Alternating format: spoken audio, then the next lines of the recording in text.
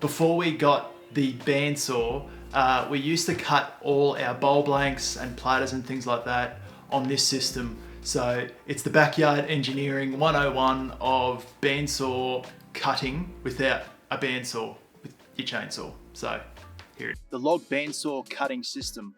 All it is a log that's attached underneath with some screws to a sheet of ply. Then the ply is attached to 2 boards. I've chosen hardwood boards. I think that one's actually a pine board, but anyway, it's treated. Then get a strap, cut some of the length out of the strap to shorten it down so it's not too long. Screw it to either side of the log. And then place your bowl blank, platter, whatever you're doing, on the top. When you trace your bowl blank, platter, or whatever you're doing,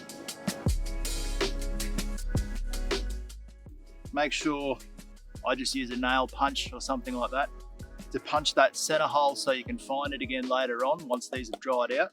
And I just mark it up with a Nico in the center and around the sides.